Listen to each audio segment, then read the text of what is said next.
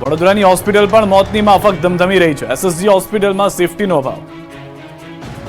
વડોદરામાં સયાજી હોસ્પિટલના સત્તાધીશોની ફાયર સેફટીને લઈને ગંભીર બેદરકારી સામે આવી છે. સયાજી હોસ્પિટલના ફાયર ઓફિસર જે બિલ્ડિંગમાં બેસે છે ત્યાં જ ફાયર સેફટી નથી. હોસ્પિટલના સુપ્રિન્ટેન્ડન્ટ રંજન અય્યર, આરએમઓ દેવશી હેલૈયાની ઓફિસ બહાર લાગેલા ફાયર સેફટીના સાધનો એક્સપાયરી ડેટ ન જોવા મળ્યા. જ્યારે માર્ચ મહિનામાં જ બોટલ અને ફાયર બોલ એક્સપાયર થઈ ગયા હતા, તેને હજુ સુધી રિફિલ નથી કરાયા. આ ગંભીર બેદરકારીના પગલે સયાજી હોસ્પિટલ સત્તાધીશો પર અનેક સવાલો ઉઠી રહ્યા છે.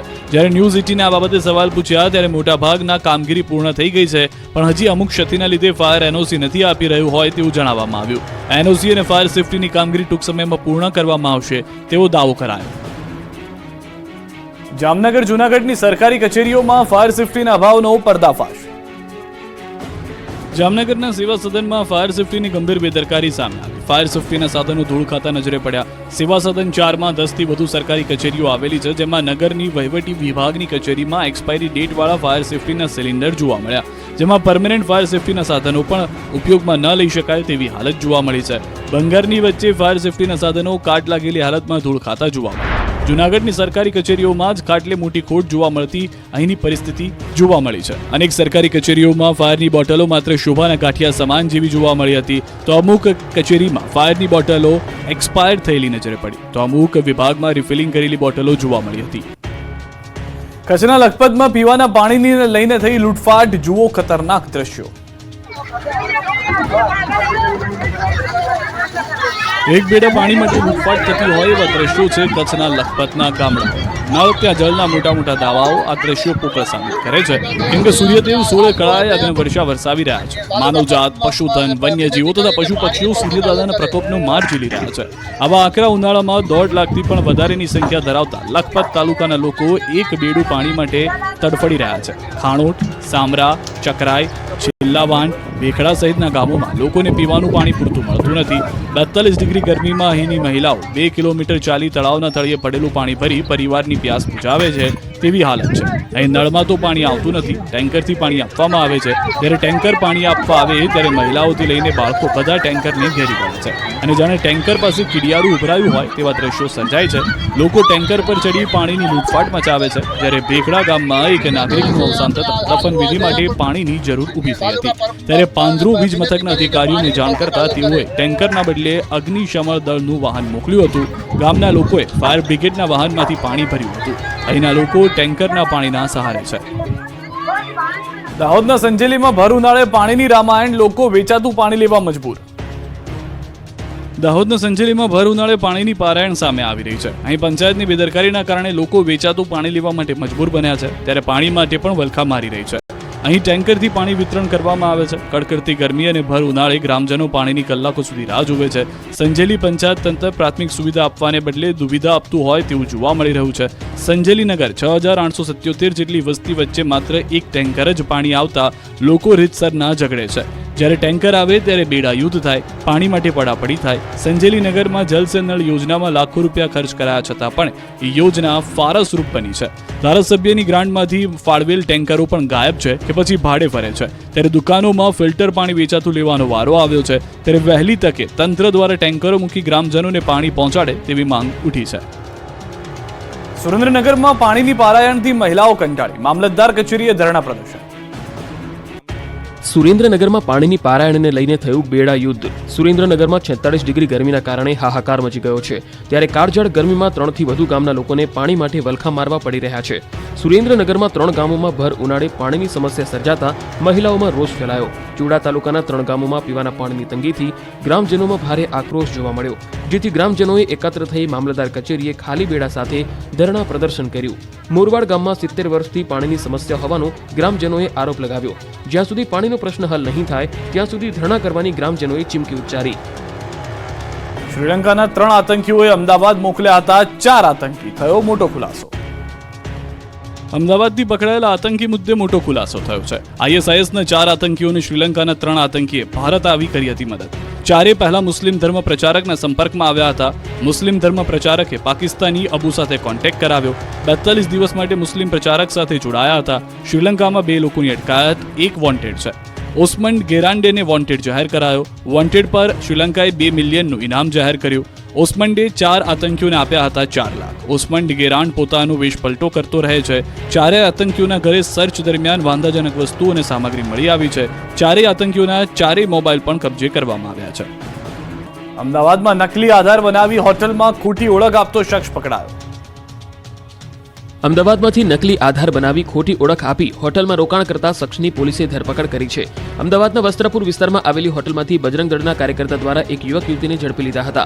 વિદર્ભી યુવક યુવતી સાથે અહીંયા આવ્યો હોવાની જાણકારી મળતા જ બજરંગ દળના કાર્યકર્તાઓ હોટલ પર પહોંચ્યા, જ્યાં તપાસ કરતા જાણવા મળ્યું કે વિદર્ભી યુવકે યુવતીનું બનાવટી આધાર કાર્ડ બનાવ્યું હતું, જેમાં યુવતી પોતાની પત્ની હોવાનો ઉલ્લેખ કરવામાં આવ્યો. જે અંગે વસ્ત્રાપુર પોલીસને જાણ કરતા પોલીસ ઘટના સ્થળે પહોંચી ગઈ અને યુવકને ઝડપીને સમગ્ર મામલે વધુ કાર્યવાહી શરૂ કરી. પોલીસ તપાસમાં જાણવા મળ્યું કે આરોપી મૂળ છોટાઉદેપુરનો રહેવાસી છે અને તેનું નામ રેહાન અહેમદ શેખ છે, જેણે યુવતીનું આધાર કાર્ડ અમીનાબાનુ શેખના નામે બનાવ્યું હતું. આરોપી આધાર કાર્ડનો ઉપયોગ હોટલ મેળવતી વખતે ઓળખ પુરાવા તરીકે આપતો હતો, જેણે આ આધાર કાર્ડ તેના મોબાઈલમાં પિક્સ 8 નામની એપ્લિકેશનમાં બનાવ્યું હોવાનું સામે આવ્યું છે. હાલમાં પોલીસે યુવક અને યુવતી બંને સામે ફરિયાદ નોંધીને વધુ તપાસ હાથ ધરી છે. બાલાસિનોરની જનતાની મહેનત રંગ લાવી. કેમિકલ ડમ્પિંગ સાઇટ કાયમી ધોરણે બંધ થતા લોકોમાં ખુશી. બાલાસિનોર અને આસપાસના લોકોની મહેનત રંગ લાવી છે. બાલાસિનોર તાલુકાના બોડેલી ગ્રામ પંચાયત વિસ્તારમાં આવેલા જમિયતપુરા ખાતે વેસ્ટ કેમિકલ ડમ્પિંગ સાઇટ કાયમી ધોરણે બંધ કરવા આદેશ આપ્યો છે. બાલાસિનોર નાયબ કલેક્ટર હિરેન ચૌહાણ દ્વારા કરવામાં આવતા આસપાસના ગ્રામજનોમાં ખુશીનો માહોલ સર્જાયો છે. બાલાસિનોરના જમિયતપુરા ગામ ખાતે લોકોએ ભેગા મળી ઉત્સાહ મનાવ્યો. બાલાસિનોર નગરથી માત્ર 7 કિલોમીટરના અંતરે જમિયતપુરાની સીમમાં સન 2019ની વધારે વિવાદ વચ્ચે વેસ્ટ કેમિકલ ડમ્પિંગ સાઇટ કાર્યરત કરવામાં આવી. આ સાઇટમાં ગુજરાત રાજ્યમાંથી વેસ્ટ કેમિકલ ડમ્પ કરવા માટે પ્રોસેસ કરવામાં આવતી હતી. આ સાઇટ બંધ કરવા માટે આસપાસના ગ્રામજનો દ્વારા આમરણત ઉપવાસ સહિત 1000થી વધુ આવેદનપત્રો વહીવટી વિભાગને આપવામાં આવ્યા હતા. વિરોધ પ્રદર્શન, અનેક આંદોલન સહિતની મહેનત ફળી છે. મહેનત રંગ લાવતા ગામ લોકોમાં દિવાળી જેવો માહોલ છે. મહિલાઓએ મંદિરમાં ભજન સહિત હનુમાન ચાલીસાના પાઠ કર્યા હતા. દાહોદના યુવાનોએ પશુઓ માટે બનાવ્યું હાલતું ચાલતું પરબ. કાળઝાળ ગરમીમાં પશુઓ ત્રાહિમામ પોકારી ઉઠ્યા છે. પશુઓ જંગલ હોય કે શહેર, ગામડામાં પાણીમાં દર ભટકે છે. ત્યારે પશુઓને પાણી માટે ભટકવું ન પડે તે માટે દાહોદના યુવાનો આગળ આવ્યા છે. પશુઓ માટે હાલતું ચાલતું પરબ બનાવ્યું. યુવાનો જ્યાં પશુઓ ચરતા હોય ત્યાં પહોંચી પશુઓની તરસ छिपाવે છે. જાગૃત નાગરિક રૂપલભાઈ શુક્લ અને તેમની ટીમ પશુઓને પાણી પીવડાવે છે. એક ટેમ્પા, પાણીની ટાંકી, 10 ટબ સાથે રૂપલભાઈએ 5 લોકોની ટીમ બનાવી છે, જે ચાલતી ફરતી પરબ પશુઓને પાણી પીવડાવે છે. આ ટીમ દરરોજ વહેલી સવારે 8 વાગ્યે ટેમ્પોમાં પાણી ભરીને નીકળે છે. શહેરમાં દરેક વિસ્તારમાં જ્યાં પણ પશુઓ પક્ષીઓ દેખાય ત્યાં ઊભા રહી અને એમને પાણી પીવડાવે છે. સવારે 8 થી સાંજે 7 વાગ્યા સુધી છેલ્લા 4 દિવસથી આ કાર્યક્રમ અવિરતપણે દાહોદના વિવિધ વિસ્તારોમાં જોવા મળી રહ્યું છે. મોરવા હડફના યુવાનો નિરાધાર મહિલાના આધાર બન્યા. સોશિયલ મીડિયાના ઉપયોગથી એકત્ર કર્યો ફાળો. મોરવા હડફના મોરા ગામની નિરાધાર મહિલાની વહારે આવ્યા આ યુવાનો. નિરાધાર મહિલાના આધાર બન્યા સમાજના અગ્રણીઓ.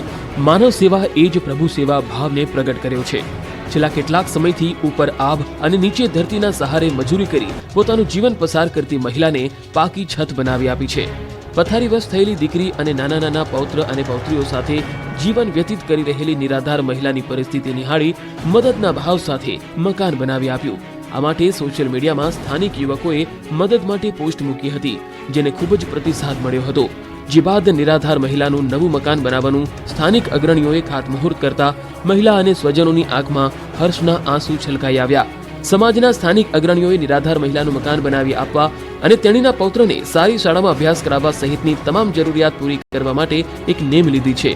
નિરાધાર બનેલા રમીલાબેનના જીવનમાં આવેલા અચાનક વળાંકથી તેઓને કુટુંબના ભરણ પોષણ માટે અન્ય કોઈ સહારો નહીં બચતા આખરે રમીલાબેન પોતે મજૂરી કરી પોતાની દીકરી અને પોતાનું ગુજરાન ચલાવી રહ્યા છે. સોશિયલ મીડિયાના માધ્યમથી એકત્રિત થયેલા ફાળાથી મહિલાનું નવું મકાન બનાવવા માટે ખાતમુહૂર્ત કરવામાં આવ્યું છે. કાળઝાળ ગરમીમાં બીમારી વકરતા દવાઓનું વેચાણ વધ્યું. અમદાવાદ સહિત કેટલાક શહેરોમાં ગરમીનો પારો 45 ડિગ્રી આસપાસ પહોંચ્યો છે. બપોરે ગરમી વધવાના કારણે લૂ લાગવાના કેસીસ, હીટવેવના કારણે હીટ સ્ટ્રોકના કેસ સહિત કેસમાં વધારો થયો છે. અમદાવાદ સહિત રાજ્યભરમાં 108 એમ્બ્યુલન્સ સેવામાં રોજરોજ આવતા કોલ્સમાં હીટ સ્ટ્રોક, હાઈ ફીવર, પેટમાં દુખાવો, ચક્કર આવવા, બેભાન થઈ જવું જેવા ઇમરજન્સી કેસમાં વધારો થયો છે. ત્યારે છેલ્લા કેટલાક દિવસથી આ બીમારીઓને લગતી દવાઓના વેચાણમાં પણ વધારો થયો. ઇલેક્ટ્રોલાઇટ પાવડર, ORS અને ગ્લુકોઝનું વેચાણ વધ્યું છે. બીજી તરફ ક્યાંક ડબલ સિઝનનો પણ અનુભવ થતા શરદી ખાંસીના કેસ પણ જોવા મળી રહ્યા છે, જેના કારણે દવાઓનું વેચાણ 25 થી 30% જેટલું વધ્યું છે. ગીર સોમનાથ જિલ્લાના સુત્રાપાડા પોલીસ સ્ટેશનના લોકઅપમાં બંધ નરેશ જોડિયાનું પોલીસના મારથી નહીં પરંતુ પોતાની જાતે માથું ભટકાડવાથી મોત થયાનું સામે આવ્યું છે. નરેશ જોડિયાનું અમદાવાદમાં પોસ્ટમોર્ટમ કરવામાં આવ્યું હતું. પરિવારે પોલીસ પર આક્ષેપ કરી લાશ સ્વીકારવાનો ઇનકાર કર્યો હતો. આ સમયે પરિવારમાં ભારોભાર રોષ હતો. જોકે સીસીટીવી ફૂટેજ સામે આવ્યા છે, જેમાં ખુદ નરેશ લોકઅપમાં માથું ભટકાવતો નજરે પડે છે. જમવાનું ઓનલાઈન ઓર્ડર કરતા પહેલા સાવધાન. સુરતમાં વેજ ફૂડ મંગાવ્યું અને નીકળ્યું નોનવેજ ફૂડ. બહેરોઝ ધ રોયલમાંથી મંગાવ્યું હતું વેજ ફૂડ. વેજ પનીરની સબ્જી મંગાવતા નીકળ્યું ચિકન. વેજ ફૂડમાં નોનવેજ ભેળવતા સીસીટીવી પણ સામે આવ્યા છે. લોકોએ રેસ્ટોરન્ટ બહાર બોયકોટના લગાવ્યા પોસ્ટર. સાથે જ કલેક્ટરને પત્ર લખી યોગ્ય કાર્યવાહી સાથે રેસ્ટોરન્ટ બંધ કરવાની માંગ કરી. ધર્મભ્રષ્ટ કરવા માટે જાણી જોઈને વેજમાં નોનવેજ ભેળવ્યાનો આરોપ પણ લગાવવામાં આવ્યો છે. રાજ્યમાં કાળઝાળ ગરમીથી ત્રાહિમામ. ગરમીમાં હીટસ્ટ્રોકના દર્દીઓમાં વધારો. હીટસ્ટ્રોકના 3 દર્દી સોલા સિવિલમાં એડમિટ. સોલા સિવિલમાં ઓપીડીમાં પણ વધારો. એક સપ્તાહમાં 10,221 ઓપીડી, 1,127 લોકોને દાખલ કરાયા. ડેન્ગ્યુ, મેલેરિયા, ચિકનગુનિયાના કેસમાં વધારો. અમદાવાદમાં સિવિલ હોસ્પિટલ તંત્ર હરકતમાં આવ્યું. હોસ્પિટલમાં નોન એસી વોર્ડમાં કુલર મુકાયા છે. રાજ્યમાં ગરમીની પ્રવર્તમાન સ્થિતિને ધ્યાને લઈ દર્દીઓના હિતાર્થે વ્યવસ્થા કરવામાં આવી છે. એક જ દિવસમાં 70 જેટલા કુલર મૂકવામાં આવ્યા છે. હોસ્પિટલમાં આવતા તમામ દર્દીને વાતાનુકૂલિત વાતાવરણ મળી રહે તે પ્રકારનું આયોજન હાથ ધરાયું છે. કાળઝાળ ગરમીથી રક્ષણ માટે ગ્રીન નેટ પડદા લગાવાયા હતા. ગીર સોમનાથમાં તાલાલા એપીએમસી ખાતે કેસર કેરીની આવકમાં હાલ વધારો થયો છે. કેરીનું ઉત્પાદન ઓછું હોવાથી ગત વર્ષની સરખામણીએ આ વર્ષે ભાવ પણ ઊંચા રહ્યા છે. બીજી તરફ કેસર પકાવતા ખેડૂતોને હાલ યોગ્ય ભાવ મળતા તેમનામાં સંતોષ જોવા મળી રહ્યો છે. આ વર્ષે કેસરની સિઝન 15 જૂન સુધી ચાલે તેવી શક્યતાઓ છે. કેસરની માંગ સમગ્ર ભારત ઉપરાંત વિદેશમાં પણ ઘણી રહી છે, જેને પગલે gulf country Australia, UK, Canada અને અમેરિકા સહિતના દેશોમાં કેસરની ડિમાન્ડ વધી રહી છે અને અન્ય દેશોમાંથી પણ ઇન્ક્વાયરી આવી રહી છે.